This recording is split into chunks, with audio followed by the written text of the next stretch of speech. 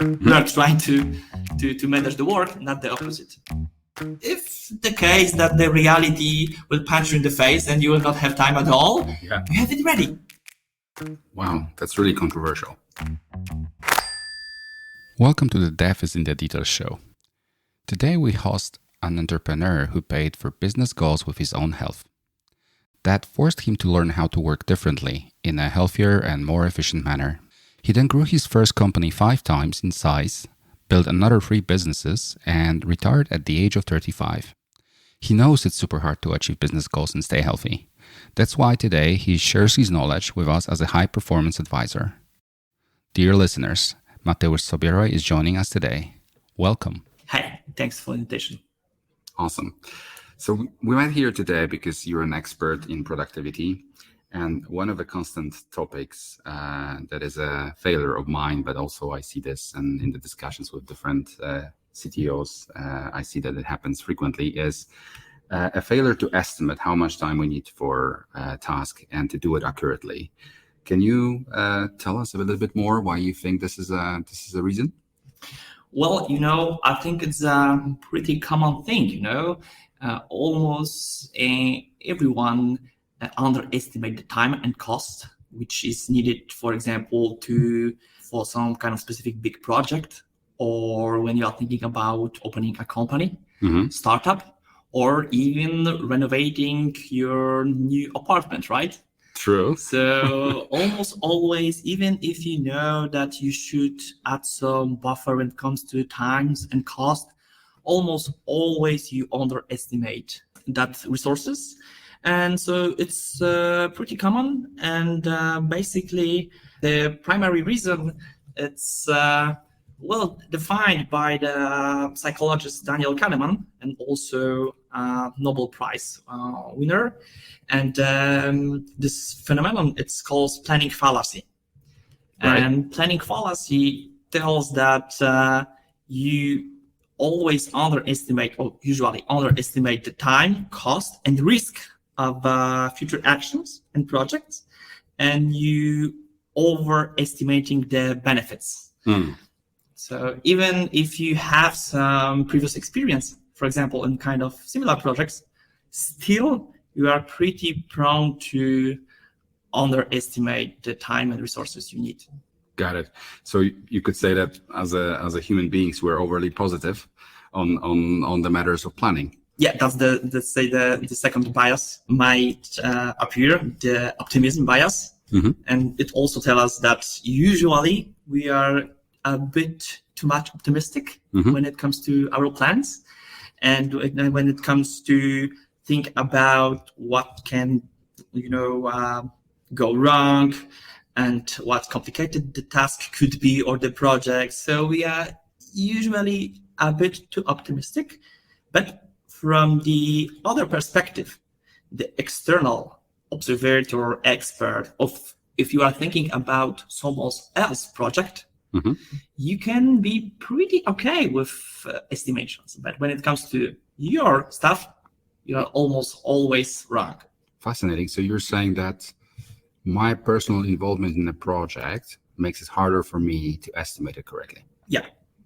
Okay. You are more prone to be under this optimistic bias charm.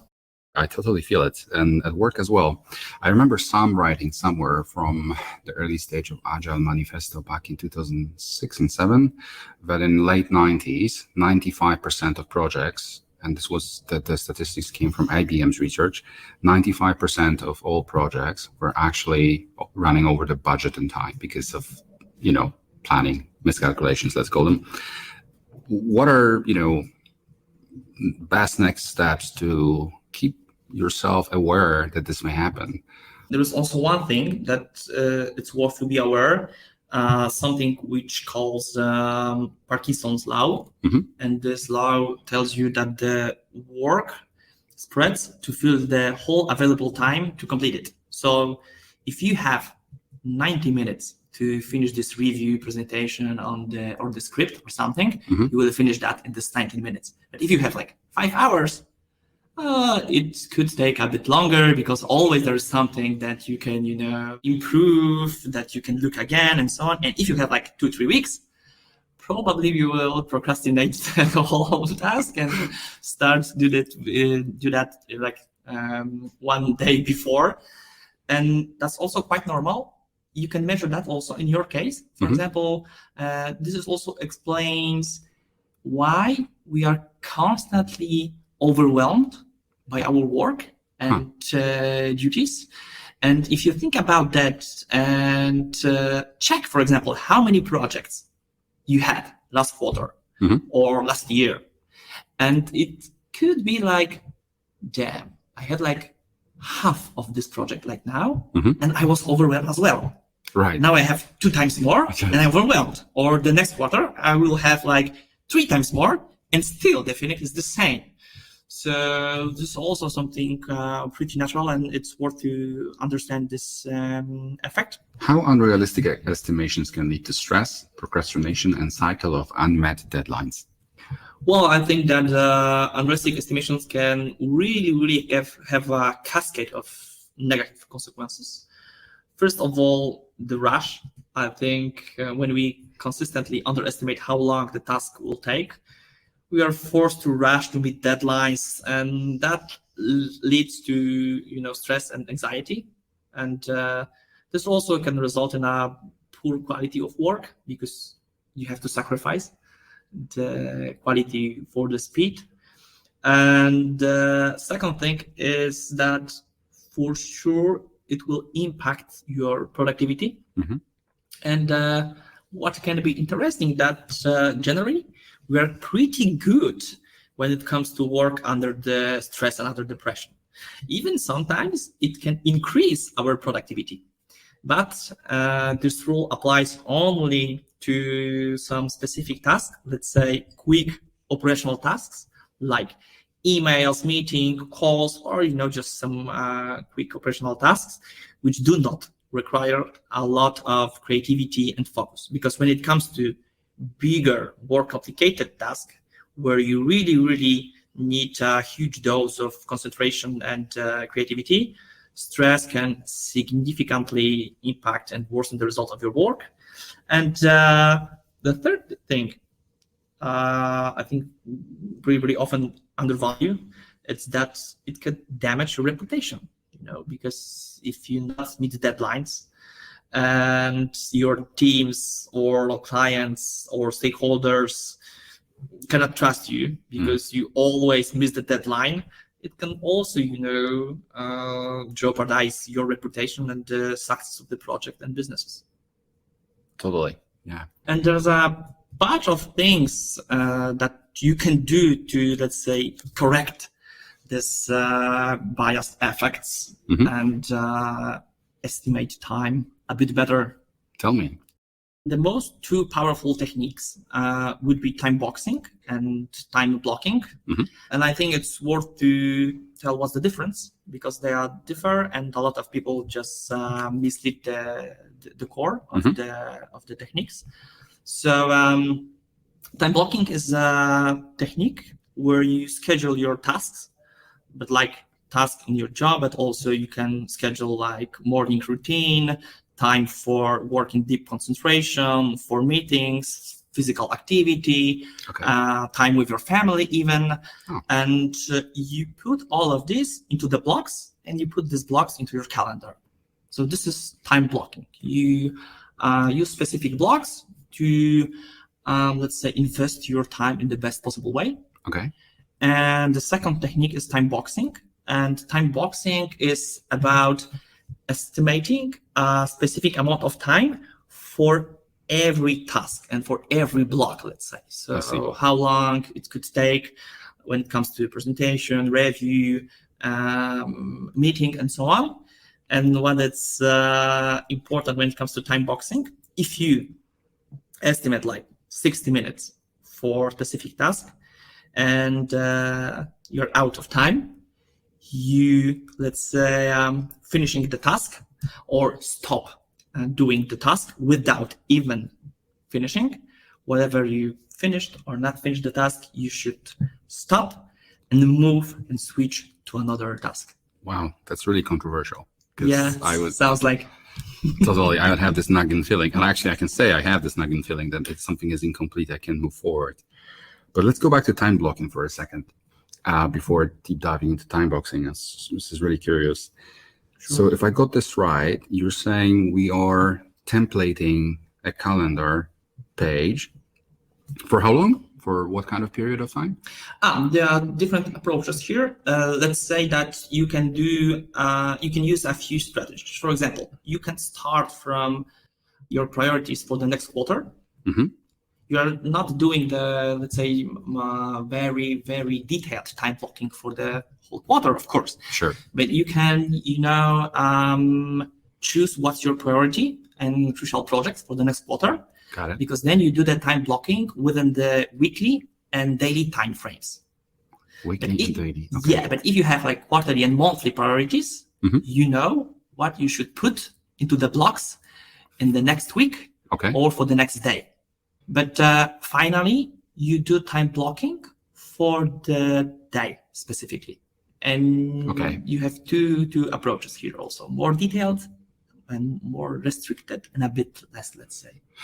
But then does it mean every week is the same from a schedule perspective and what I do on, each day and each slot, or so to say? Might be, but might be not as well. So, for example, you can dedicate it every Mondays to have all meetings with team, meetings with board, and so on, only on Mondays. And for example, with clients, and you do not, start no deep work block or some strategic projects.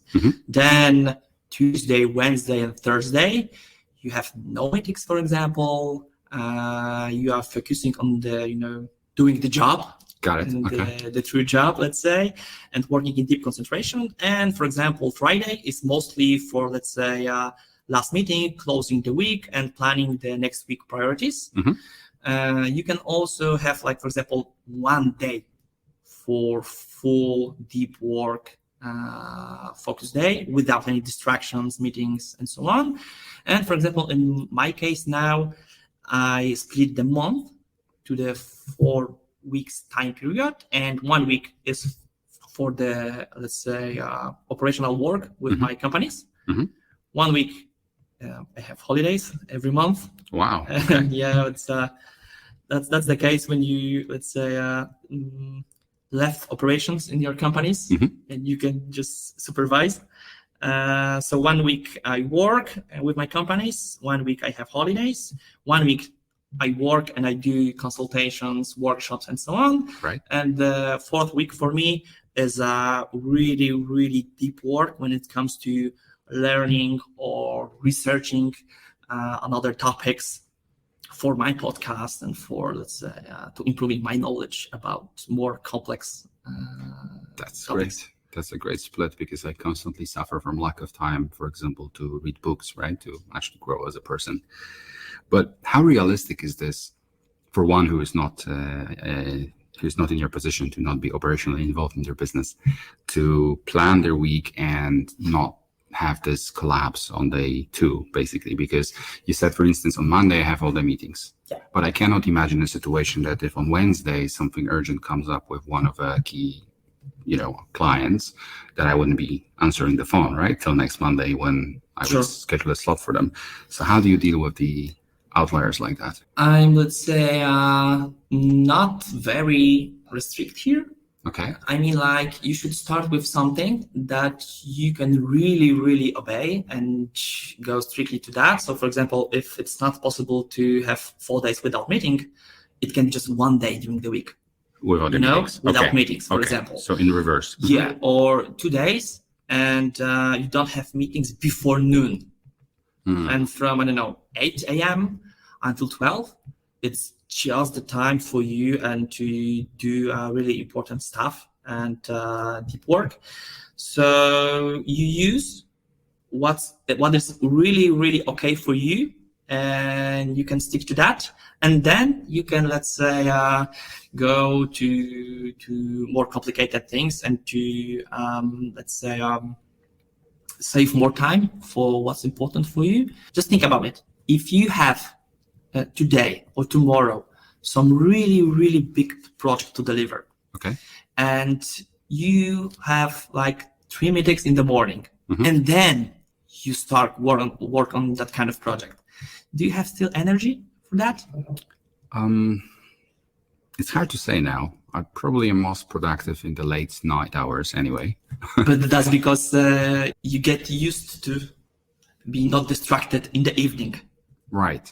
So it's a distraction-free setup. I got it. Yeah, but you can be tired and so on. The productivity is totally different after like 2-3 meetings and before that part. So I usually do the most hard thing, and the thing that will involve a huge level of concentration and deep focus in the morning. Okay. And then I allow myself to have a lot of these meetings, emails, and so on, because you don't need such amount of energy to complete this task. All right. But if I'm having a strategic discussion or debate, I don't know, with a board or something, and I need my 100%, brain power, wouldn't it make sense still to do it in the morning? Yeah, if the meeting is really, really crucial and important, sure. Do you, since you mentioned that they should be time boxed and they should be effective and efficient and all of that, do you set KPIs that you measure against your meetings, and then stakeholders can comment on how they felt the meeting was for them? What did it bring value or? Yeah, I mean, when it comes to time blocking and boxing, you do and use measuring to improve the process, but I think we can discuss that later. But finishing the topic, when it comes to meetings, I always have agenda, that's for sure. Agenda. And I always note that someone should prepare something or not. So I expect everyone will be well prepared. Got it. I'm okay if someone say, man, do I really have to be at this meeting or not really? You can just send me the summary, and then I'm fine, man. I think you will not, let's say, you're not crucial here. So maybe it's okay. We'll just send you the note after. But the most important thing I will say it's to have the expected result of the meeting. So for example, with what kind of result we want to finish the meeting. If we want to discuss timing for the next project or the goals for the next month or the NPS result, it's the, let's say, topic of the meeting. But what's the result? And results could be, for example, the list of things we can do to improve net promoter score in the next quarter, or the time frame for the project. Or, for example, with list of risks that we identify that can jeopardize our next project or next sprint. Okay, and then come up with the topics, and they're at the end distributed in summary to different stakeholders to act on them afterwards. Yes, of course as well. Yeah, there's to do, let's say, and some obligations. Yeah, I like the strategy that you just described, because it means there's no useless meetings that people don't know what they're there for. Yeah, yeah, because you know that, okay, guys, we'll discuss about that and with what we want to finish. Yeah. And they knew that before the meeting, you start the meeting with this and you finish the meeting with this. So like, guys, okay, we are talking like 1 hour, we have 10 minutes more. So do we have these results that we expected to have? What happens if the answer is no? We should, let's say, be more focused on where we are going. Yeah. If we have, let's summarize it, and we have the next steps and the outcome. Okay, Mateusz, but I didn't get that part, because it's 60 minutes later, we're having 10 minutes left on that meeting, and then you're realizing, all of you in the room, or maybe just some of the people are realizing, okay, we're not there yet. What happens there? You reschedule for another time? No. This is the solutions to not drop into that situation, like, for example, you knew what's the agenda, right, and who is presenting what, and what's the expected result of the meeting. And if there's a lot of digressions and you see that the group is losing the focus or just going, with some side topics, you as a moderator is like, guys, our result is to have the list of, let's say, I don't know, corrects or risks or, I don't know, scheduling. So we should narrow our focusing and finish the job for what we are here. And you do that before the time of the meeting will end, I see. To finish with the results that you want, not to finish like, okay, we were discussing about this, 1 hour, and still we don't know what to do. So sure. Okay. We need another meeting. Okay, I get it now. But walk me through what happens before. So some critical situation with the client, for example, if you want. Okay, good idea. So something happened, and there's an ad hoc situation, and and you have emergency meeting. Let's say. Exactly. Then there's no time to prep for it properly, or maybe even send people agenda 2-3 days earlier because something just happened today now and we need to act on it. Yeah, exactly. Let's discuss this, please. Okay, so for example, it could looks like this. The person who's the closest person to the client and who's involved into the case is referring the problem. Yeah, at the beginning of the meeting, and we have like 20 minutes of referring the problem. What's the case? What's the problem? And the same person can present, for example, 3 potential solutions for the problem. Okay, themselves, their own ideas. Okay. And then, for example, his supervisor and, I don't know, the CEO or the head of delivery, client service can have discussions about the situation and about which one of these 3 solutions is the best, or maybe they will, came up into something with some another solution, and they will pick like 4th version or something different how to solve this problem. And then you finish with, okay, so the expected results is to know the situation, what's about, and to pick one solution, what we want to do with that, and how we want to solve the problem of the client. I know, but it doesn't feel that sounds perfectly reasonable. But what is not clicking for me with this example is that I don't know if we need to come up with a communication to reply to, let's say, a client coming up with some really hot potato to us. And we need to address this today, and we need to have a communication back. I cannot imagine that structuring a meeting for 1 hour exactly would ever work in that case, because we're going to sit on that usually, deep into overtime that day to just have something that evening or morning for the client to be satisfied with. So how these 2 different things can coexist? But do you mean that maybe you will not have enough time to even arrange the meeting? No. Because if you have time to arrange the meeting, the agenda is pretty simple. Like, I know, but we don't know how long it's going to take us, right? Someone presents the problem, then there is a Q&A session, and we're already deeply into 1 hour. And I just scheduled, hypothetically, right? And I just scheduled one hour. And ideally, we wanted to have this communication summary, which is email or maybe a phone call from the specific person. But instead, we're just, after 1 hour, we're just all familiar with the situation, because it took 1 hour to establish, what did you do there? What happened there? What did they, what was an actual course of action that led us to this moment? You can reverse the question and ask this person, is it okay for you to explain us the problem in 15 minutes or in 20 minutes? No, it's not okay, guys. I need 1 hour to explain you what happened. And then you can say, okay, you have 1 hour, or you can say, record me the message. Okay. I will, go into it in this evening, and tomorrow morning we have meeting to discuss it. Okay. And 3 people or 3 persons, we will, know the case before we will meet.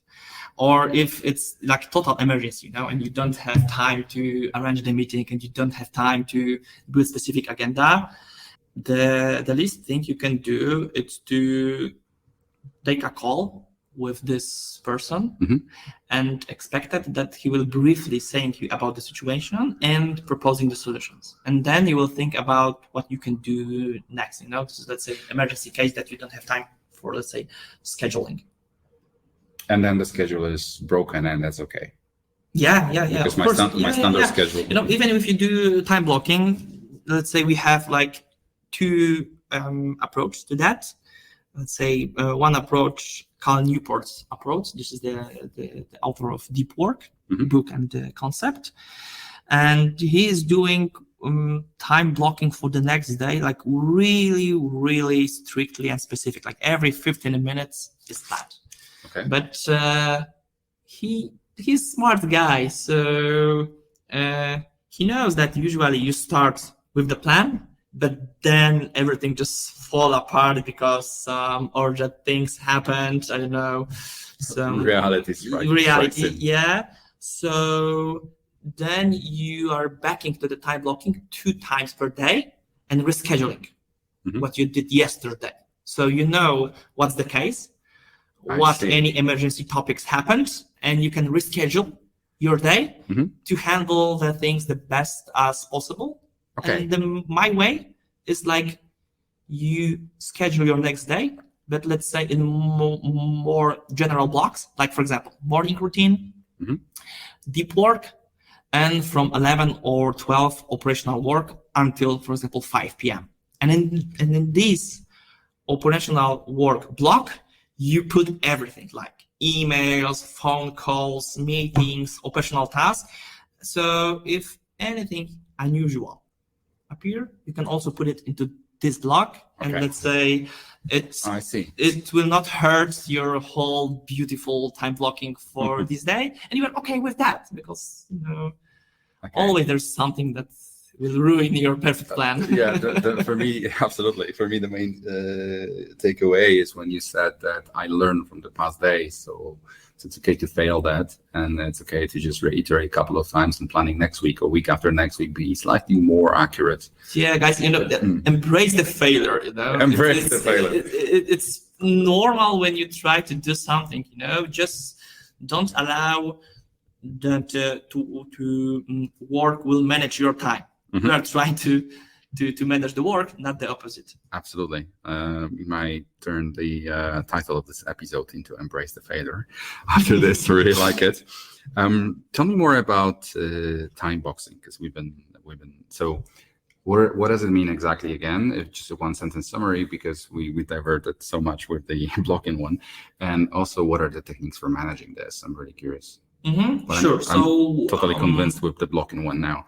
Yeah. So when it comes to time boxing, like you remember, it's about estimating specific time needed to complete a specific task.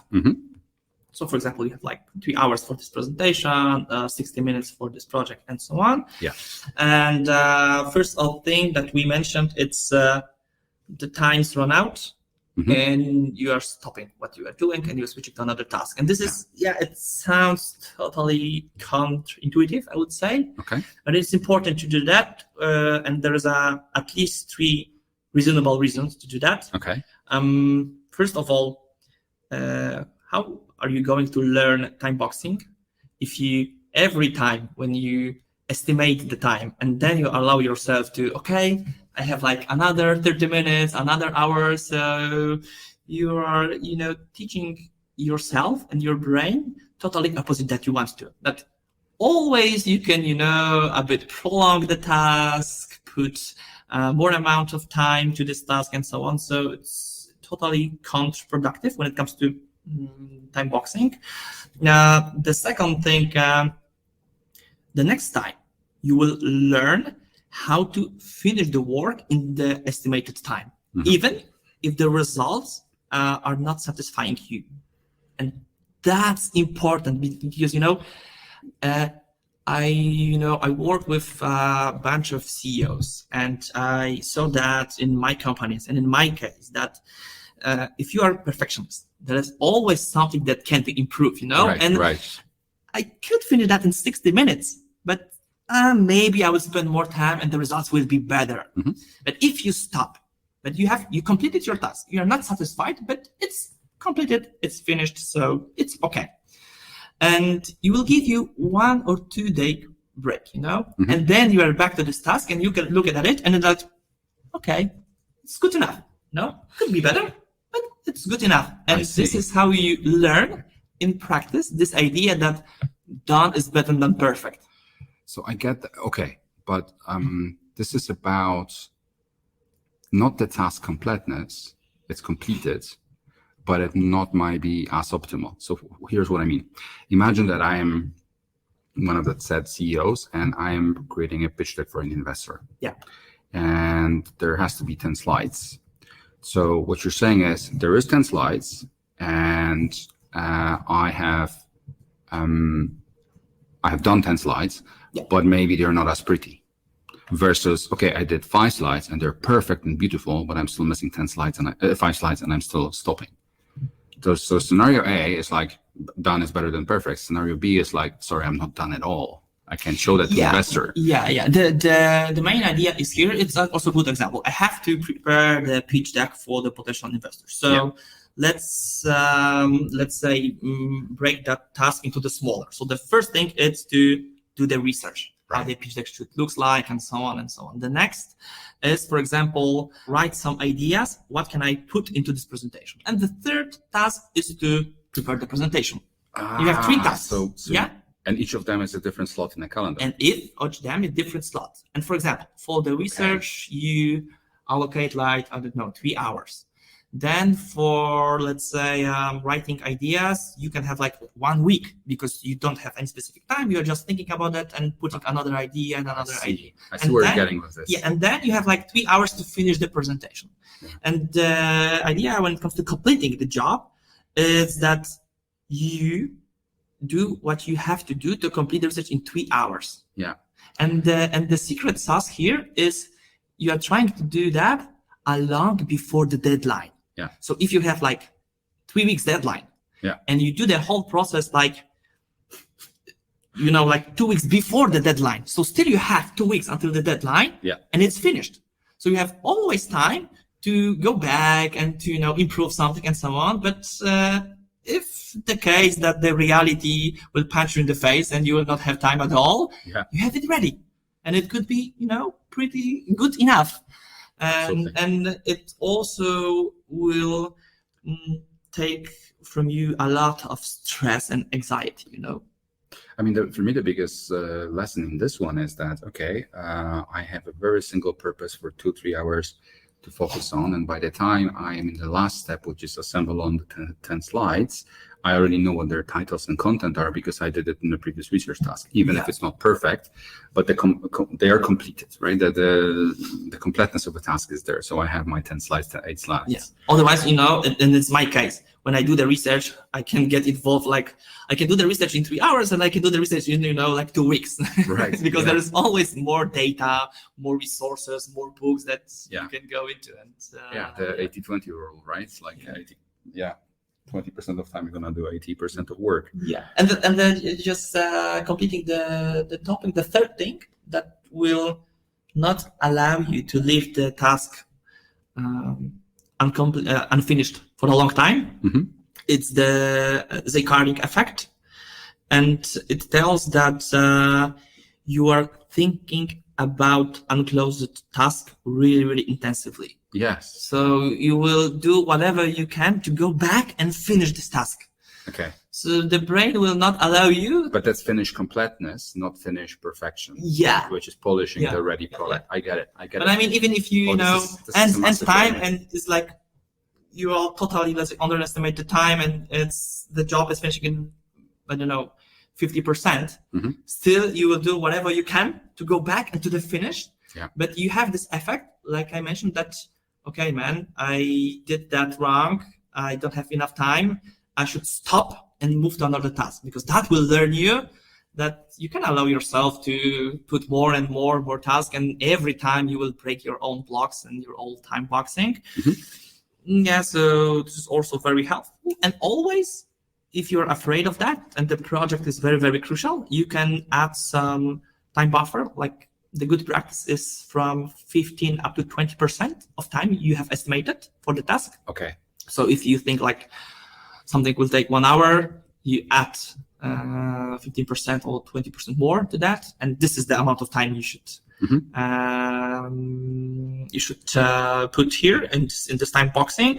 And the another thing is that you put another block, it calls conditional block, between or after the block, which is really, really important. So for example, you have this meeting, like you mentioned, or you have strategic planning, or you have some concept work, and it's really, really hard to estimate how long it'll take, and it is crucial.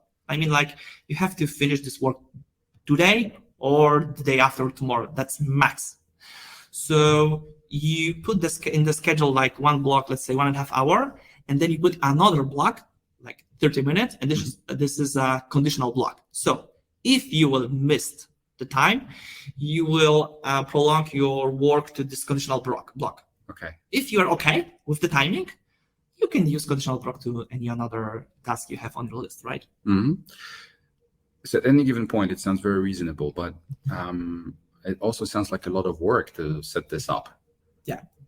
You said conditional blocks and all of this. It means a lot of, I would say, deep work first to plan my week. When should I do it? If for the week I'm so busy that, obviously the idea is not to work extra on the weekend, right? Or to plan all of that week forward in the weekend. It's kind of work. I would say even, let's say, maintenance work, operational work, because it's not involve a lot of concentration, and usually it should takes not more than 30 minutes per day, and 1.5 hours per week. I mean, at the end of the week, on Friday, when you plan the next whole week.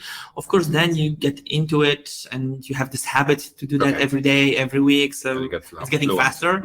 Or you can have like pretty, let's say, the same blocks every week. So, and it's also easier because you just reschedule, not preparing the schedule from the scratch. And when to use that, at the end of the day, you are checking the next day. And but at the end of the week, you are using the technique which calls shutdown ritual. And it's nice technique because it tells that you should close all of the tasks that you have. Not even, let's say, you don't have to finish them, but you have to plan what you will do with them in the next week. And that will allow you to not think about the work during the weekend, because otherwise you will be still thinking that I should do that, what I will do with that, and so on. But if you have good plan for the next week, you will learn that, okay, it's already planned. On Tuesday, I will, let's say, encounter this thing. On Wednesday, this thing, and so on. It will help you to be more relaxed during the weekend.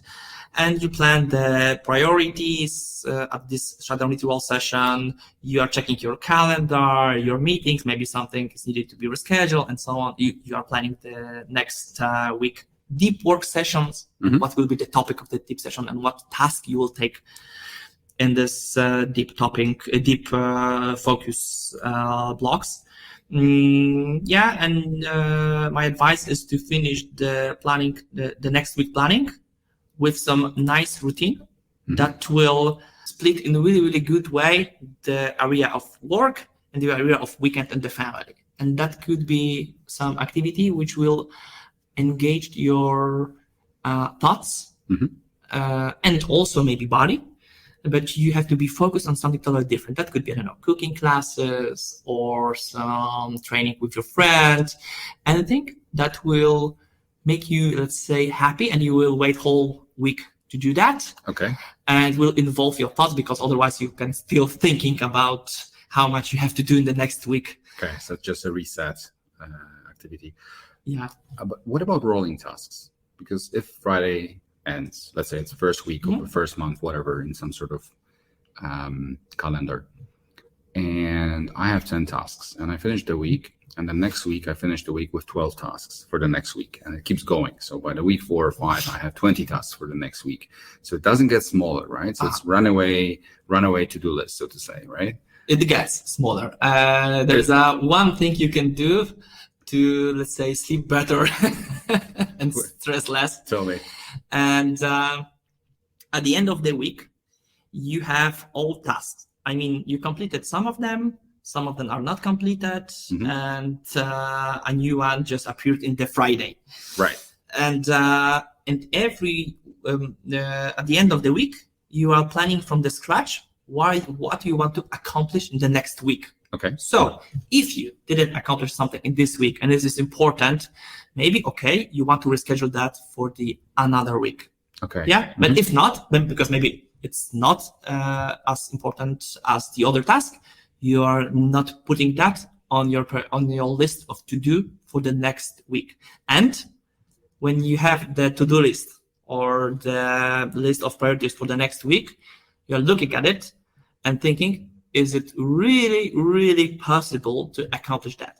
If not, you have to remove something from the list. Okay. And you have to delete it, or you have to just, freeze it and put it into the parking space, and it has to wait for another week because your time is limited.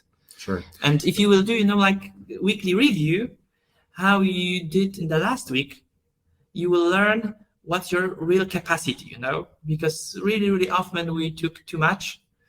And we are thinking that, okay, I can do this, no problem.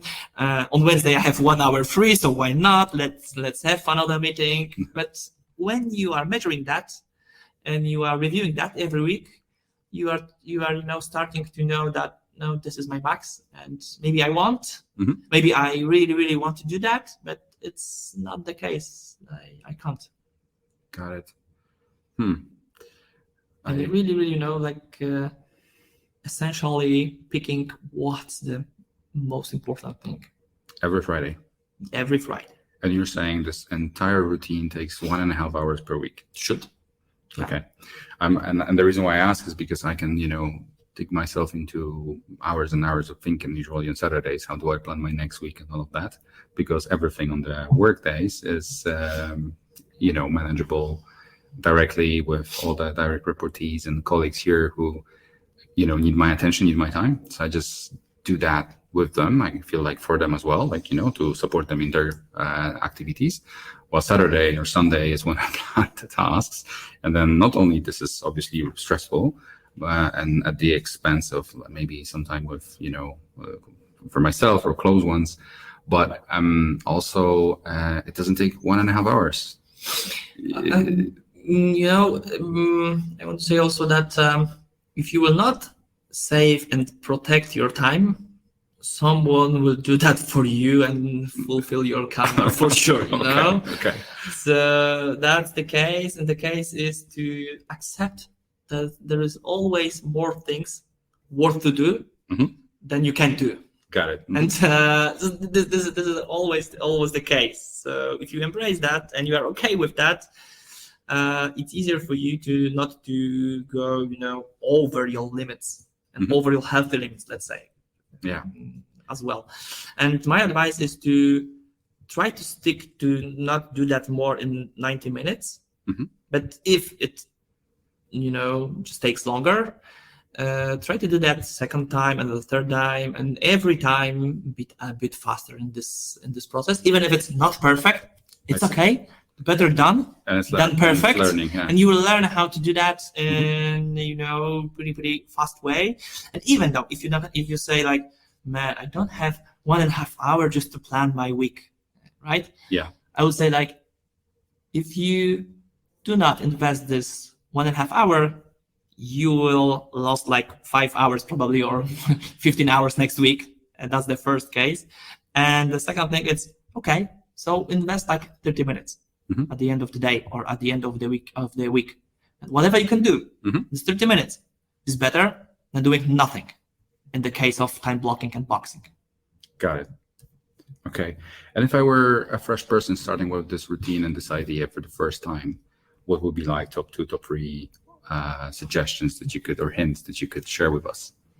I think where I would advise to start, just look at your calendar and put there 2 blocks of deep work in the next week, at least 90 minutes per every block, and just 2 blocks of deep work, so working deep concentration when you are working on a really, really complicated or important task. Just 2 blocks for the next week, just like 1.5 hour and 1.5 hour. It's not a big deal. You can start from that, and everything else is still chaos. And everything is still chaos, but it's still better than nothing. Okay. And then if you are okay with that, and you have like good track record, like 3 weeks, and every week you had this 2 blocks of deep work, and you can stick to that, it's okay. Then you can go more and more, and for example, plan like 3 blocks, 4 blocks, or start with planning the whole weekend or the whole next day. Okay, cool. In more details. Okay, so that's one. What else? What else can be done as a starter? Cancel the half of your meetings. Cancel my meetings. Okay. That will be the second thing. The third thing, what is really, really crucial, I concentrate into the blogs, also things like emails, social media, messaging, and so on. Okay. It's also crucial, And my default mode is all notifications turned off. Okay, permanently. Yeah. And I check my email or my, Slack, WhatsApp, and Messenger 2 times per day. And I do that, between the blocks of, let's say, deep work or meetings and so on. And I have some specific time to do that. And it's nice because, first of all, it not distracted you, every 5 minutes when you're trying to focus on something really, really important. And the second thing is that you are really, really faster and more effective if the task is similar when it comes to context. So you will, because you don't have this switching cost between different type of tasks. I totally get that. From my past. When you work in a deep work mode with your brain on the coding activity, and someone distracts you with a bug, it's still coding, right? But it's in a different area, different feature, different thing. And then I am fixing that for them or discussing for 15 minutes. But realistically, I'm realizing I lost an hour or 2 because now I lost my thought thread and I can't keep up, and I don't remember where was I, before I was distracted, and it's an hour or 2 before I regain that focus. Totally. At least 15 minutes. That's what research says. That you need 15 minutes to back again to this task. And if you say, I think there's also some nice statistic that we are distracted in the office environment every 5 minutes. Exactly. Exactly. That's you an can work, loop. And your colleagues, your boss, your investor and clients, they are also okay with that. If you tell them, guys, I'm just checking the box like 2 times per day, and I will answer for sure. But it's 2 type of blocks. If something is really, really urgent, please call me. That's my case. I will pick up the phone. But all my, environment knows that the phone is really, really emergency way to approach me. But allowing people to call you means also completely disrupting your entire setup for your planning, right? If they call, yes. And you can use like two approaches here again. You can leave the phone and put flying mode, like I did now. And when it's something really important, I do that because, what can be so important that can't wait like 1.5 hours, right? Right. But if you are not okay with that because you have this fear of missing out that maybe something important will happen, it's okay to tell everyone, if it's really, really important, just call me. Okay, and they will distract you, but it's really, really rare. Or you will tell, man, it wasn't such important, thing to... For the future, do not do that again. Yeah, so... Next time, just write me a message, okay? And you will, create the environment that will understand that you have to focus from time to time, and you need the space to work in deep concentration. Makes sense. Okay. All right. Could you give us some real-life examples of individuals or organizations which benefit actively from techniques and some of those ideas? Sure. We talk about my calendar. How do I split the month for, let's say, weekly themes? And weekly planning when it comes to Mondays on the meetings and, just planning and so on. Tuesday, Wednesday, and Thursday for the deep work and to do the real work. Fridays, again, closing the week and planning the next week. But also you can, like we said, do not have meetings before noon every day, for example, and afternoon it's okay.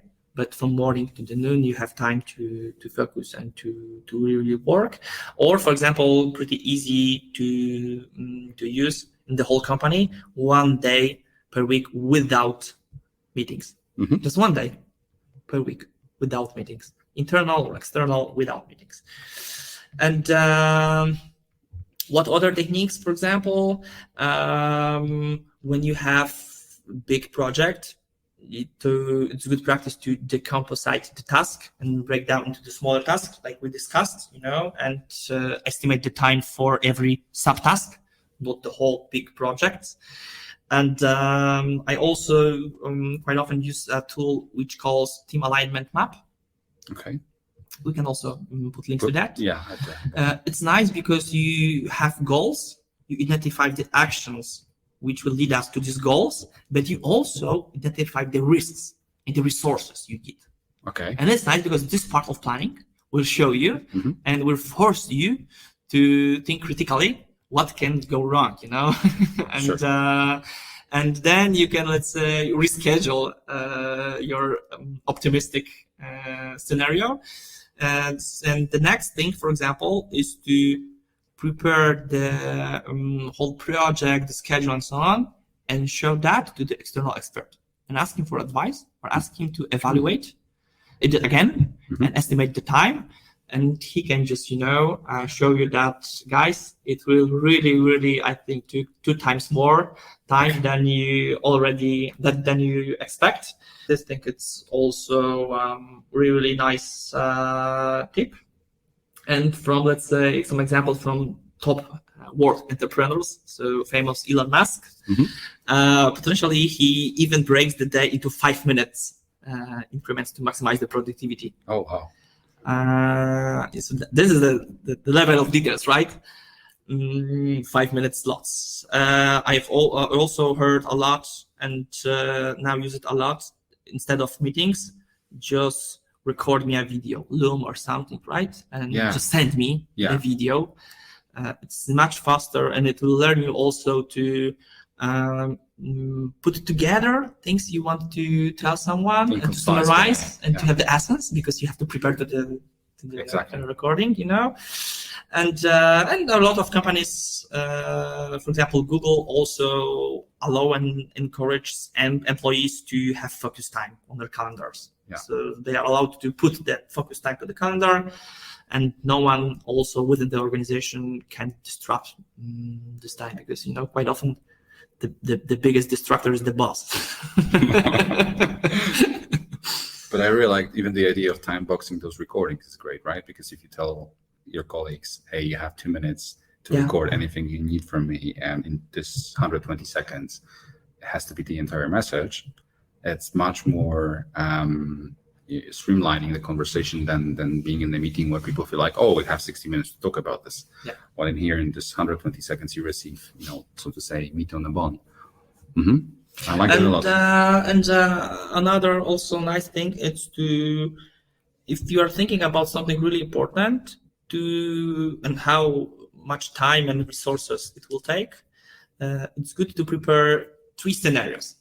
Of course, best scenario, and this is usually where we stop, and let's say a probable scenario, and the worst case scenario. And maybe this worst case scenario will be this, let's say, which will happen in real, but still, it's nice because it forces you to think about what can go wrong, and you identify the risk, and you identify in advance how you can prevent and this risk when they appear. So it's also a good case. Of course, it takes time, so I use that only if the project is worth it. Makes perfect sense. Yeah. Cool. And can you tell me how you postmortem all of this, or how you do retro with yourself or with your team to improve on this kind of activities around work planning and work scheduling? Yeah. So first of all, you measure that, and you have real time. And I like to say that facts, not beliefs. So it's not about how do you think, was that okay, or why we, let's say, underestimate our time or overestimate. You should have the data. So you should have the data that it should took 1 week and it took 2 weeks. Why? And you should measure that, right?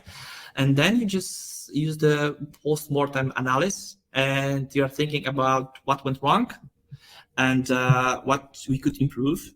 And maybe there is a bunch of things that you can really, really improve for the next projects. But maybe it's not. Maybe just it needs some more time, But still, it's a good information for you, because then in the future you know that you should allocate like 2 times more to that than you did that before. Yeah. So it's also nice, but you have to measure your time.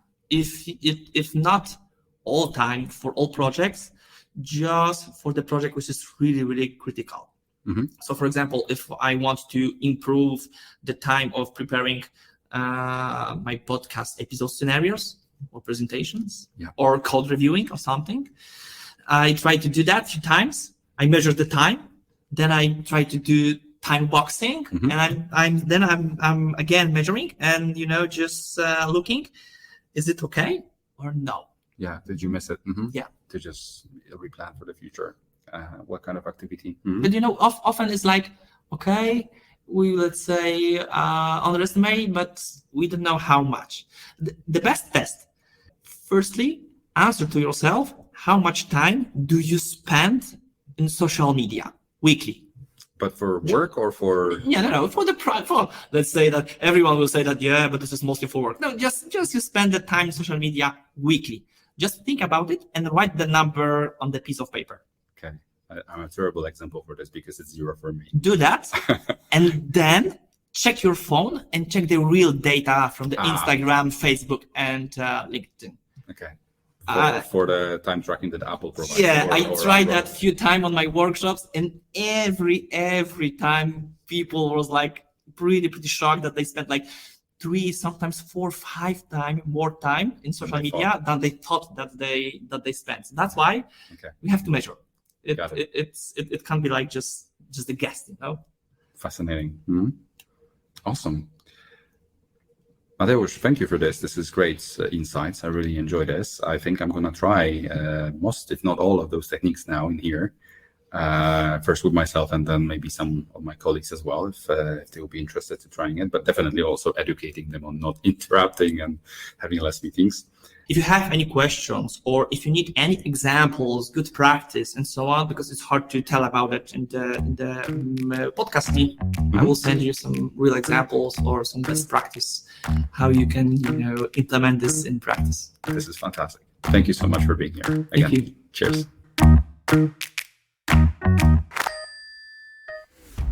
Thank you, Mateusz, for walking us through the nuances of time estimation, taking control of our personal schedule, and achieving greater productivity.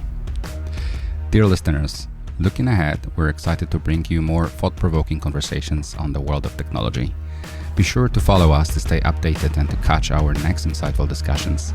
Thank you for tuning in.